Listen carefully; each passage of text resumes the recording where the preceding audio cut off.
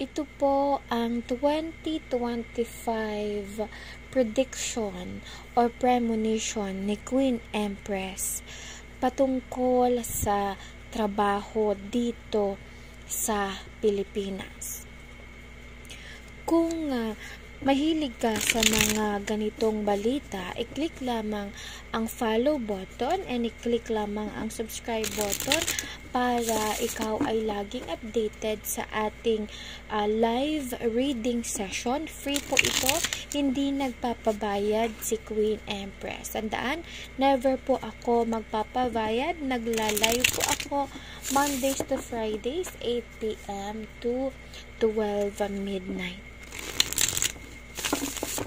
So, simulan natin sa top 3 na magiging trabaho sa taong 2025.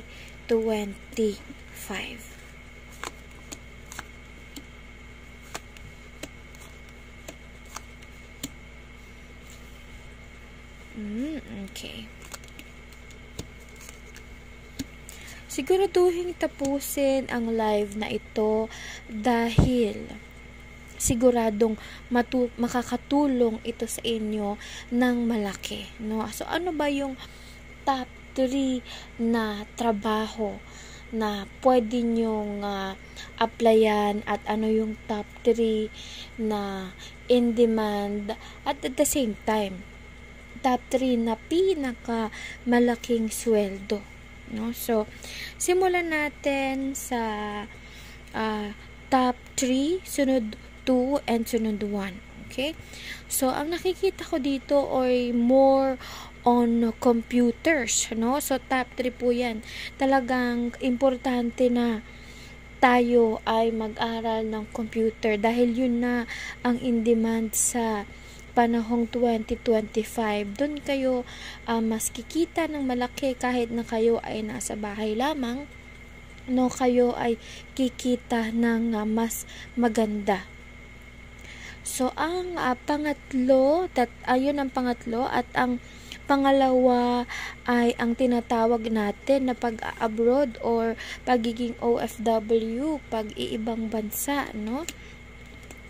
So, sabi dito, mas marami ang mag-a-abroad na mga Pilipino sa taong 2025. Yan po ang ating pangalawa, no?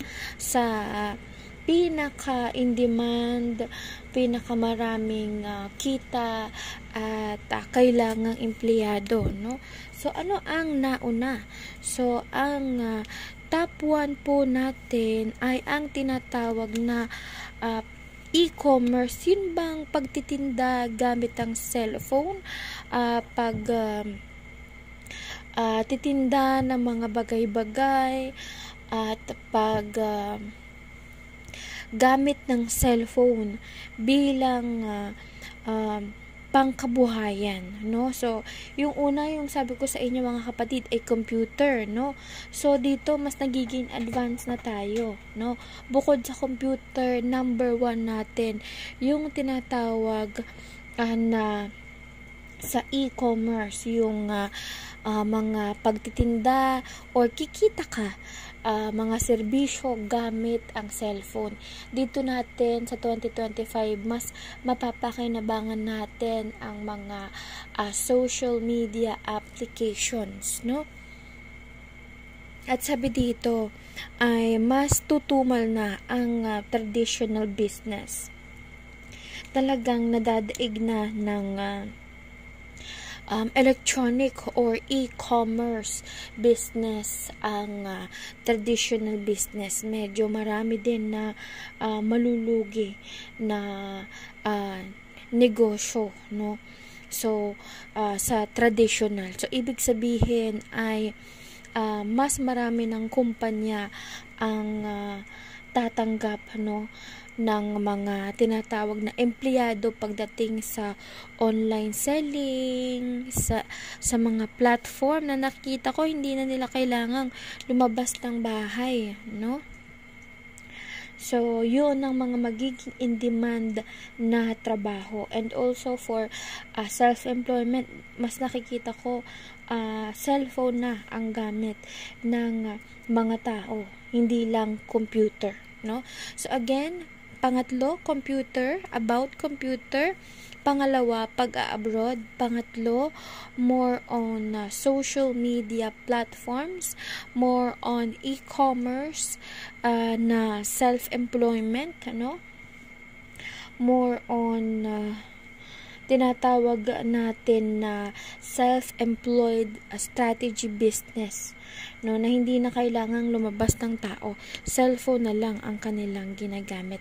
Sana po lahat ng ito ay nakatulong. So alam nyo na kung alin ang skill na dapat nyong i-improve at pag-aralan para makapasok kayo sa mga in-demand na trabaho na ito, kung saan kayo ay magkakaroon ng mas malaking sweldo. So ngayon pa lang, i-comment nyo na I claim it, na ikaw yung isa sa mga empleyado na makakapasok sa ganitong mga kumpanya.